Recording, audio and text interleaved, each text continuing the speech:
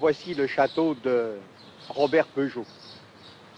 Robert Peugeot, c'est l'ancêtre de la famille, c'est le fondateur de l'industrie automobile. Robert Peugeot, c'est le père à Jean-Pierre Peugeot, le grand-père à Roland Peugeot, qui est le directeur général actuel de la Société des automobiles Peugeot. Robert Peugeot, c'était le père d'Eugène Peugeot, qui est président directeur général des cycles. Robert Peugeot, c'est l'oncle d'Antoine Peugeot, qui est chargé des relations sociales de la famille Peugeot avec le comité d'entreprise, les organisations syndicales. Robert Peugeot, c'est le grand-père de Rodolphe Peugeot. Rodolphe Peugeot qui a été un des dirigeants des usines de quincaillerie de la maison Peugeot. Robert Peugeot, c'est le grand-père de François Peugeot. François Peugeot qui a été député du Doubs de 1936 à 1945 et qui s'est illustré en votant la confiance à Pétain. Nous sommes à 500 mètres du château d'Eugène Peugeot. Nous sommes à moins de 2 km du château à Jean-Pierre Peugeot. Et voyez ici dans quelles conditions sont logés les travailleurs de l'usine Peugeot qui ont fait la richesse de la maison Peugeot, puisque comme nous l'avons dit au départ, cette usine qui a commencé au début du siècle dernier avec une dizaine de travailleurs, exploite maintenant près de 100 000 salariés répartis dans plus de 70 entreprises. Ces cités voyez dans quel état elles sont, ont été bâties à la fin du siècle dernier. Elles ont été bâties avec l'argent des travailleurs, car Peugeot a constitué ce qu'on a appelé la société immobilière Valentinier, Mandeur et Rimoncourt. Et cette société a émis des actions, et des actions qui ont été achetées par les travailleurs de ces entreprises. Mais le fait paradoxal, c'est que ces cités, bâties avec l'argent des travailleurs, sont des annexes du contrat de travail. Moi qui vous parle, j'ai été à l'école privée Peugeot. J'ai été à l'école d'apprentissage Peugeot. J'ai pratiqué du sport chez Peugeot. Mon père est mort chez Peugeot, bien sûr, m'a été enterré dans un cercueil Peugeot, sur un corbillard Peugeot.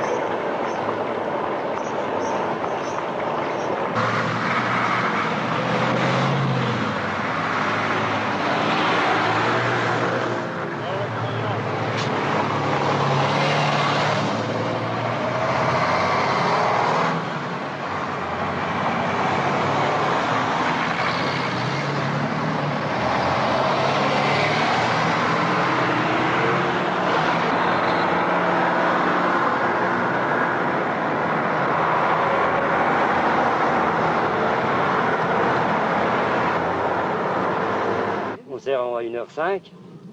Ensuite, on a un quart d'heure d'attente parce que le car il part un quart d'heure après l'heure. Alors l'heure normale, c'est la sortie d'usine, c'est 1h15. 1h15. Et le car il part à 1h30.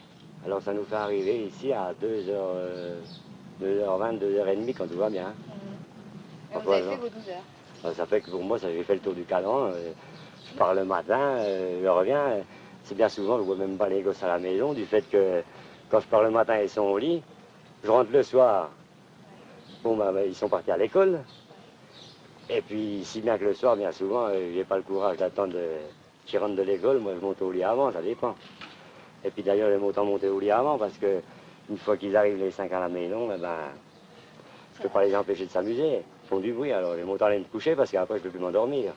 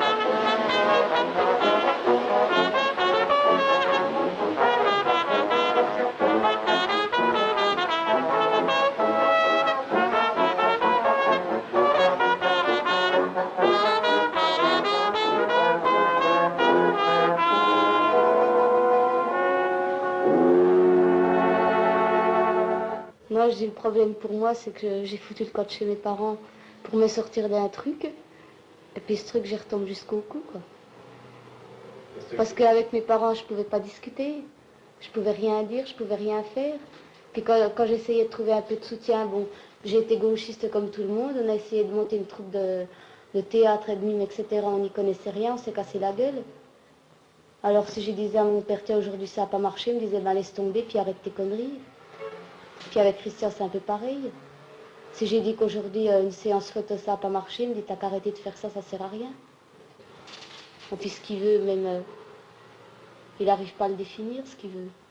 Il attend le bonheur, mais le bonheur, on n'y croit plus, de toute façon. Par morceaux, on y croit, c'est tout. Mais le socialisme, on n'y pense même plus, on n'en discute même plus. Et puis toi, tout d'un coup, t'arrives, il faut dire ce que c'est que le socialisme. Qu'est-ce qu'on attend? On ne sait même plus ce qu'on attend. Je comprends, quand j'étais chez mes parents, je me disais, bon, je vais me tirer, je vais faire autre chose. J'avais 15 ans. À 16 ans, je me suis tirée, j'attendais vachement de trucs. Puis maintenant, je suis là avec un mec et puis une môme, puis j'attends plus rien. Je vois plus mon avenir, tu vois. Alors, de temps en temps, j'essaie de l'aider, mais je vois même plus comment je peux l'aider, lui. Mais c'est tellement dingue, la coupure qui est entre nous. Ou à un moment donné, si je lui montrais une photo chouette ou un poème, il me disait, ouais, mais de toute façon, ça va rien apporter aux OS, ça. T'es toute seule à l'aimer, nous, on peut plus l'aimer. Alors j'étais tellement toute seule à l'aimer que maintenant, bon, je lui montre plus et je lui dis plus rien.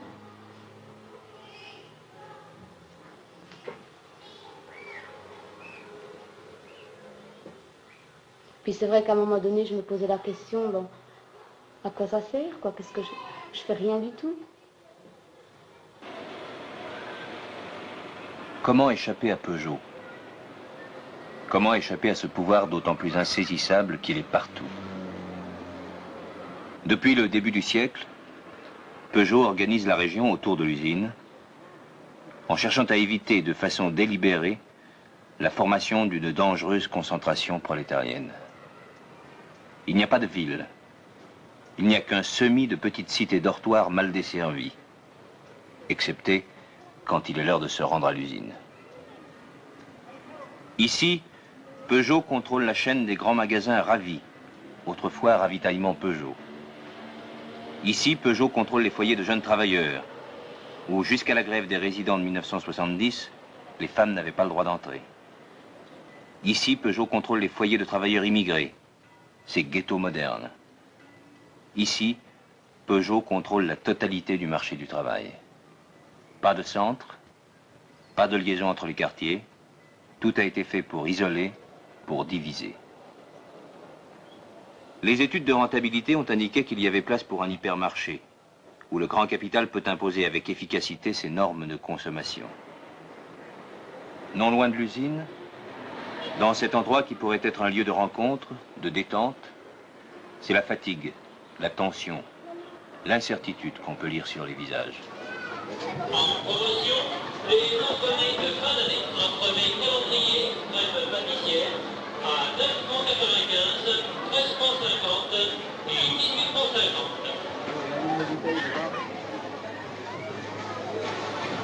Promotion également au rayon Marais. Le rayon Marais, le plus grand rayon poissonnerie de la région. Rayon Marais, nous vous proposons les huîtres, bien entendu, les huîtres numéro 4 en panier de 50, 24 francs. Le saumon frais, la langouste vivante, homard vivant, colin blanc, lotte. Vous trouverez tous ces articles en promotion à notre rayon Marais. Dans votre Texacourt, rayon électroménager, voici Noël et les fêtes de fin d'année en couleur. Des exemples de prix, un téléviseur couleur Brandt, 2750 francs au lieu de 3350 francs.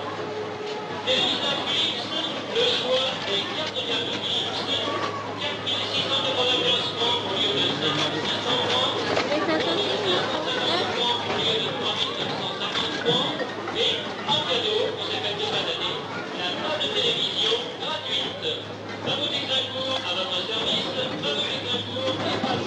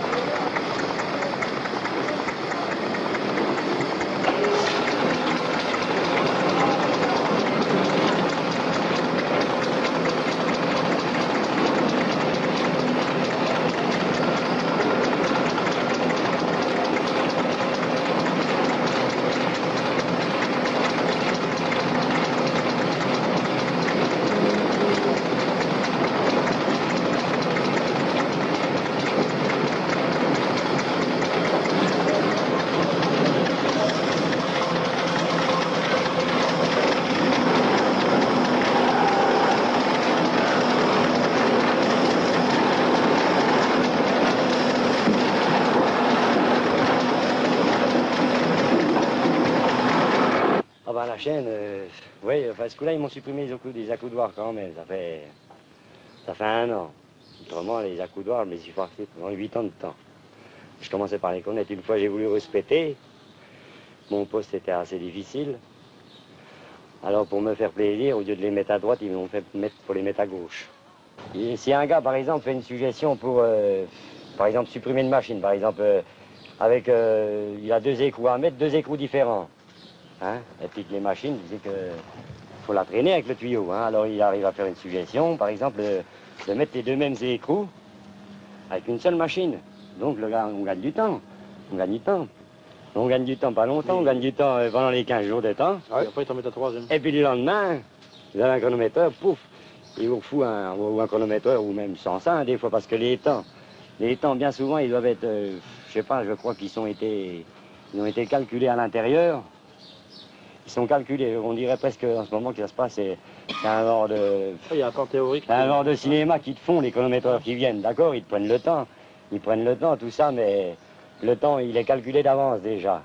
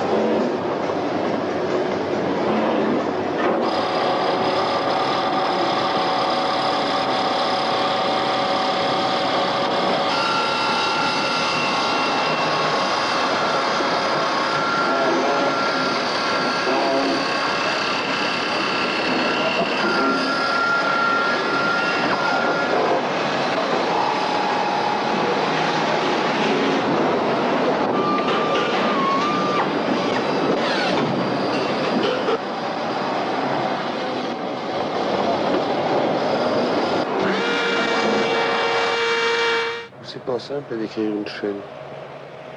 C'est pas simple d'arriver à 5h moins le quart, puis de te dire, tiens, faut vite que je fume une cigarette.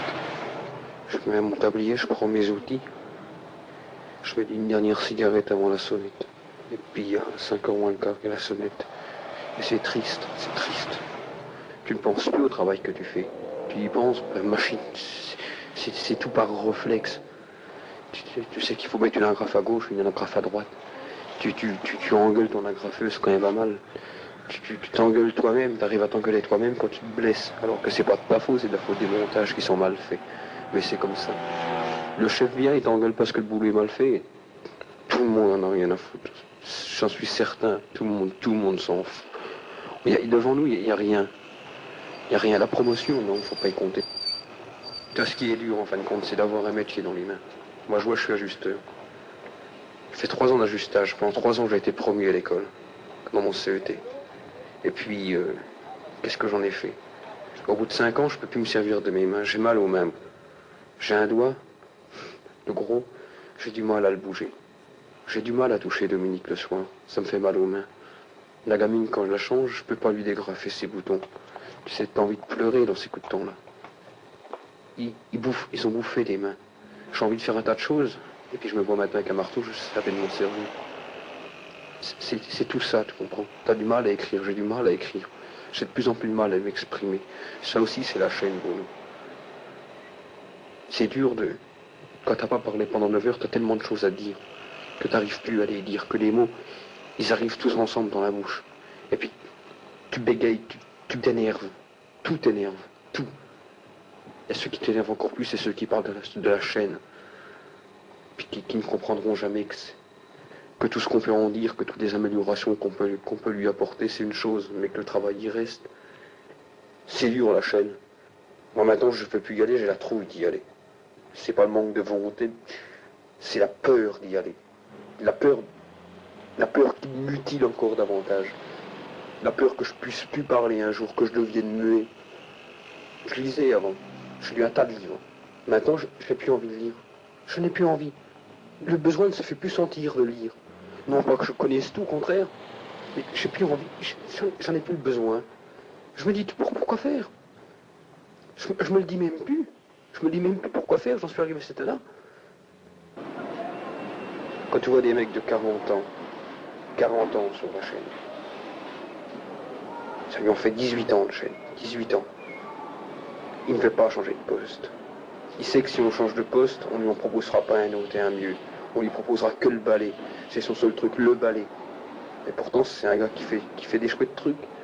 Il a fait construire, il fait tout pour sa baraque. C'est lui qui fait tout dans sa baraque. C'est le mec qui a des facultés manuelles vachement importantes. Mais non, sur la chaîne, il sera balayeur s'il quitte la chaîne. Et le mec, il le sait, il veut vivre. Et il a le droit de vivre. Et il a le droit de travailler aussi. Et il ne veut pas aller au balai. Il sait que le balai, c'est la fin. Les mecs qui se retrouvent à 45 ans au balai, à 50 ans, ils sont morts. Et tout le monde le sait. Tout le monde le sait. Qu'on apporte le vite et loin, moi je le regarde ce type. Le vite et loin, c'est le journal Peugeot. Il y a les décès. Le mec il vient me voir en me disant, regarde, on a encore 3 ce mois-ci. 3 qu'on part à la retraite. Alors je dis oui, de toute façon, les chiffres officiels de moyenne de vie d'un OS, c'est de 59 ans. Et puis quel débouché qu'on a. Je suis rentré à 18 ans chez Peugeot en sortant de l'école. Je te dis, j'ai tellement mal aux mains, j'ai tellement des grosses mains, mes mains me dégoûtent tellement. Et pourtant, je les aime tellement, mes mains. Je sens que je pourrais faire des trucs avec. Mais j'ai du mal à plier les doigts. Ma peau est 100 watts, je vais pas me l'arracher.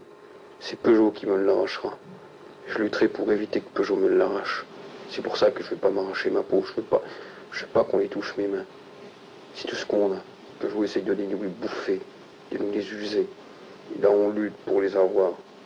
C'est de la survie qu'on fait.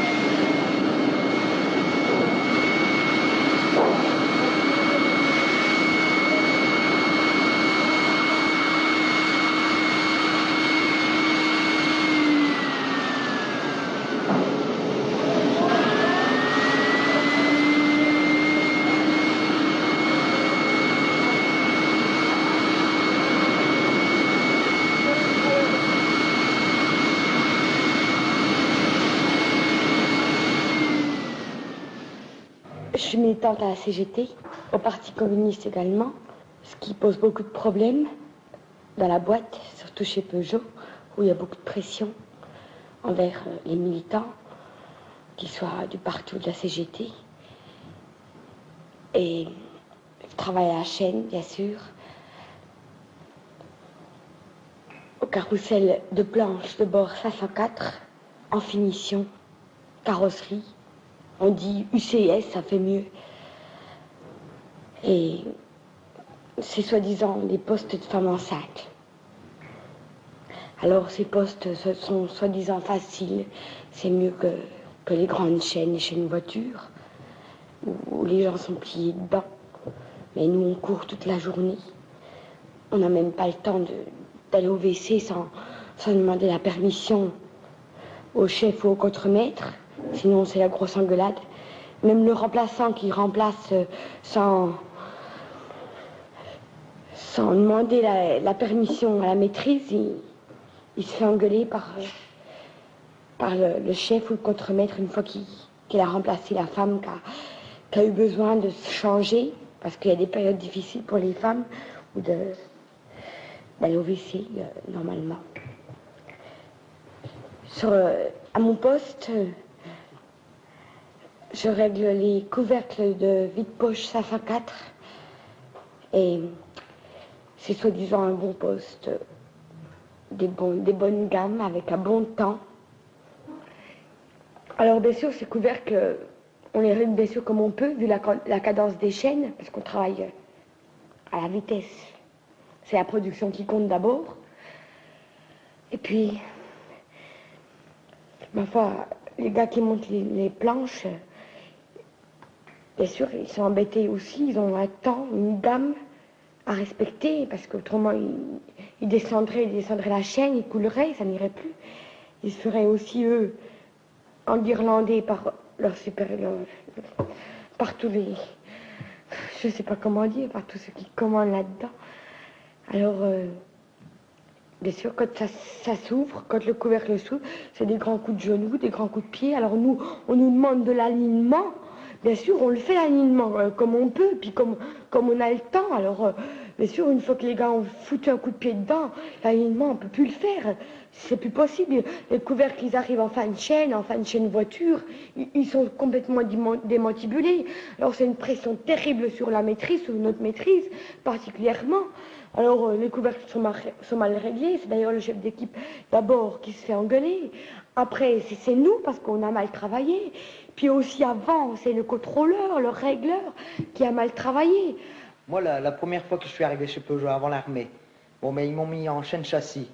Ils m'ont donné, j'avais 2-3 petites bricoles à faire dans le moteur, puis un peu sur les accoudoirs des portes. Puis tous les mois, ils me donnaient un petit travail en plus.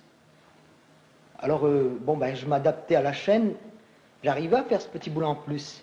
Puis petit à petit, de plus en plus qu'ils m'en donnaient, ça s'est étalé sur 5-6 mois, ça, ils m'ont toujours donné que j'avais un poste très chargé, puis que petit à petit, je me suis toujours adapté, que j'étais le bon robot, quoi, j'étais bien réglé.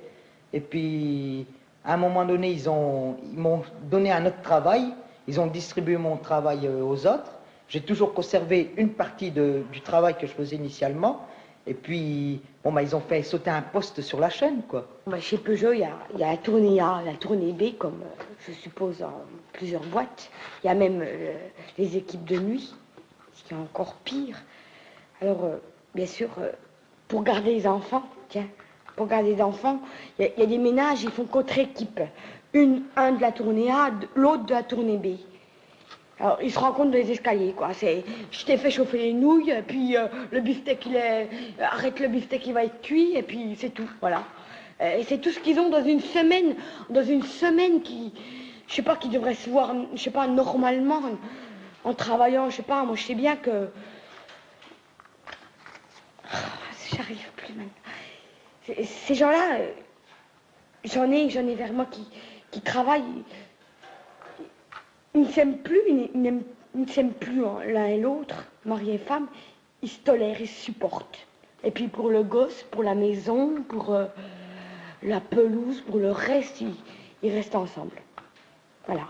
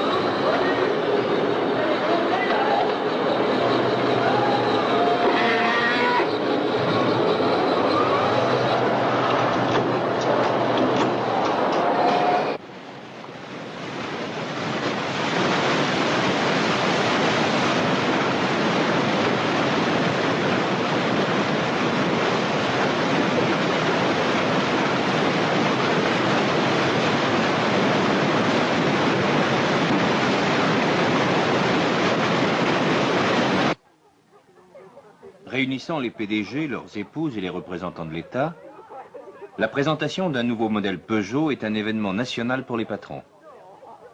Mai 68, un événement national pour tout le monde.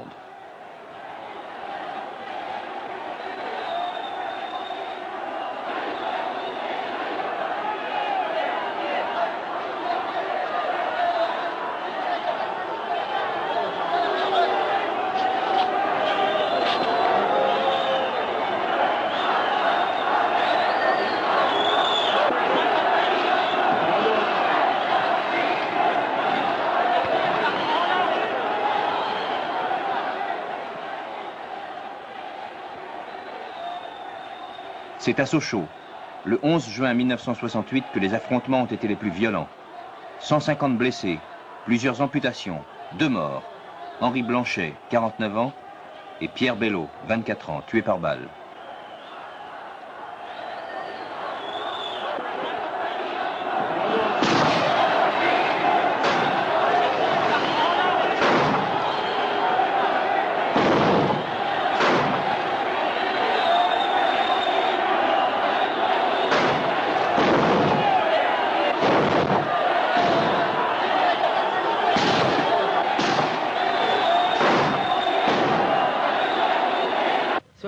Est le point de départ pour la direction d'une meilleure connaissance des problèmes d'où naissaient les grèves. Elle s'est bien aperçue que c'était les chaînes, finition, en particulier en carrosserie et emboutissage, d'où partaient les grèves. Elle s'est penchée sur le problème et de là en a tiré les conclusions qui l'a amené avec l'embauche des immigrés, qui s'est produite parce qu'une grosse demande de personnel se faisait jour à ce moment-là, à placer les travailleurs sur les chaînes de manière rationnelle. Un Yougoslave, un Français d'origine paysanne, un Français de la région de Montbéliard, un militant, un non-militant, un autre Marocain, un Turc qui arrivait, un Portugais, un Espagnol, un républicain, un non-républicain, tout placé de cette manière. Je suis venu travailler ici pour gagner ma vie, comme tous les autres, comme tout être humain qui a droit de vivre. Nous, on est venu ici par un contrat permanent, comme on dit. C'est Peugeot qui nous a emmenés ici. Et on est embauché chez Peugeot. Alors, on ne peut pas avoir un autre syndicat. Il faut avoir un syndicat indépendant des usines Peugeot. C'est pour cela qu'on est au syndicat CFT. Comme on le dirait, c'est interdit d'adhérer avec un autre syndicat. Cet enregistrement a été fait en 1971. Aujourd'hui, on peut dire que, contrairement à Citroën, où le syndicat CFT fait la loi, Peugeot n'a pas réussi son opération. Déjà en 1973, les hommes de la milice patronale, venus notamment de Sochaux, pour investir l'usine de Saint-Étienne occupée par les grévistes, avaient dû s'enfuir sous la protection de la police. Fin 1974, à Sochaux, les élections pour le comité d'établissement ont vu disparaître les 2 délégués de la CFT. Mais cela ne doit pas faire oublier ce qu'ils ont fait, ce qu'il est encore possible qu'ils soient amenés à faire. Enfin, le 22 avril 1972 à Bar, c'était la veille des élections de l'entrée de la Grande-Bretagne dans le marché commun. Et le Parti communiste il avait organisé un collage d'affiches le soir. Alors nous étions dans la région de Montbéliard en train de coller des affiches. On était à peu près une dizaine de copains. Sur ces 10 mecs, il y avait 2 filles avec nous. Nous voulons arriver à Bar environ à minuit, 1h du matin. Quand tout à coup, un commando de mecs s'amène sur nous, ils sortent des camionnettes, ils avaient des voitures, des 404 bâchées, quoi. Ils sortent des voitures en gueulant à nous la Légion, frappez fort, cognez fort, et j'entends 3 noms, le DRR, le Renard et Chavaria. Alors tous les copains, à un moment d'hésitation, puis il y en a qui dit, bon, chacun de son côté. Et moi, j'ai peut-être un peu tardé à me sauver avec les mecs. Et j'ai réussi à me planquer dans une petite cabane. Hein. J'ai entendu qu'ils disaient tous sur le DRR. Enfin, ils m'ont reconnu, j'étais dans le truc. Et quand je voulais me sauver une deuxième fois, je me suis trouvé coincé par environ 8 mecs de la CFT, qui étaient armés de barres de fer, comme j'ai dit tout à l'heure, de couteaux, un tas de trucs, de gaz lacrymogène. Et quand je voulais me sauver dans le pré, là, ils m'ont tombé dessus. Et J'ai entendu il y en a un qui disait frappez fort sur la tête. Et à un moment donné, il m'a semblé entendre une sirène d'alarme. C'était la sirène des pompiers, qu'un copain avait réussi à tirer entre temps, à tirer la sirène des pompiers. Et il y en a un qui a dit sauvons-nous là sans compte, il n'y a plus qu'à le laisser crever. Alors on l'a monté dans la voiture des pompiers. Et puis j'ai fait le voyage avec René dans la voiture, quoi. Puis bon, il se relevait, il appelait, il criait, je vois plus clair, je suis aveugle. Enfin, jusqu'à l'hôpital, quoi. Quel était combien de temps? À l'hôpital, je suis resté 45 jours, non, parce que bon, après radio et tout ça, ils ont trouvé que j'avais une fracture dans la mâchoire. Non. Enfin, j'avais un traumatisme crânien très fort. J'avais le crâne ouvert, j'ai 36 points de suture sur la tête. Enfin, j'ai eu des dents en moins. J'ai eu un œil qui était ouvert, je sais pas, du 110e un œil. Enfin, je suis resté presque un an sans travailler. Après, chez Peugeot, il y a une convention collective qui permet à Peugeot de licencier les travailleurs qui ont plus de 3 mois de maladie. Donc, au bout des 3 mois de maladie que j'ai eu, Peugeot m'a licencié. Et quand j'ai fait ma demande de réembauche, Peugeot a essayé de faire traîner. Et c'est grâce à l'action de la CGT en particulier qui a permis à ce que je retourne à l'usine par l'intermédiaire d'après les démarches qui a été faites à l'inspecteur du travail et aussi grâce aux travailleurs de mon secteur qui ont signé une pétition et tout ça. Alors Peugeot n'a pas la contrainte de être obligé de me réembaucher. Non, rajoute pas.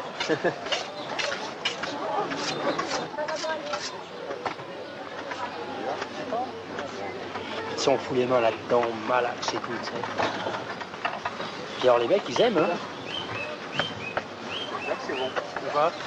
Ah, ils aiment ça. Les brochettes bretonnes? Aïe aïe. Heureusement que t'as un léger goût de Kabyle, c'est vachement bien. Parce que, tu sais, les Bretons, excuse-moi, alors les brochettes. Couteau à la main. Ça y est, t'as fini, il n'y en a plus, René? Bah, il faudrait qu'on en découpe encore une ou deux, alors. Hein? On va mettre une ou deux sur les planches du bord. Deux fois les canettes, deux fois c'est Oui, madame. Vous avez tout compris, hein? C'était une copine bien gentille et mère de famille comme vous. Et comme nous.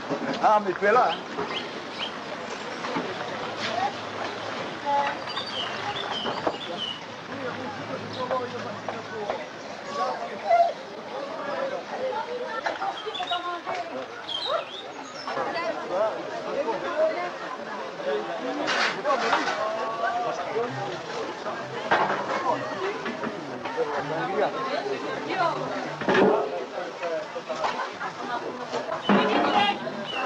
Allez, tirez votre brochette. La brochette de Bretagne. Avec les herbes de Bretagne.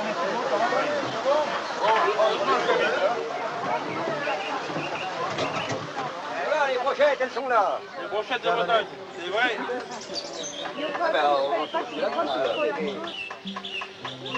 À la boîte, derrière toi les chiourmes, à la boîte, les cadences infernales, à la boîte. La boîte saloperie, la bonne brochette. Le soir complètement brisé, à la boîte, pas de fin de mois aisé, à la boîte. La production, solidarité, oui, solidarité. Ils ont licencié tes amis, peut-être un infiltre dit sur la classe, qui vous use vos forces, qui vous bouffe le sang, et qui vous jette faute de sang. Dans la rue, à la boîte, la production, solidarité, oui, solidarité. Ils ont licencié tous tes amis, peut-être en avait-il trop dit sur la classe, qui vous use vos forces, qui vous bouffe le sang, et qui jette faute de sang. Solidarité, oui, solidarité, solidarité.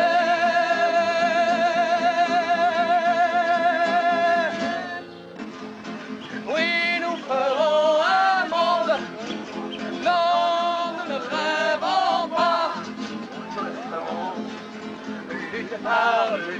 pleurons.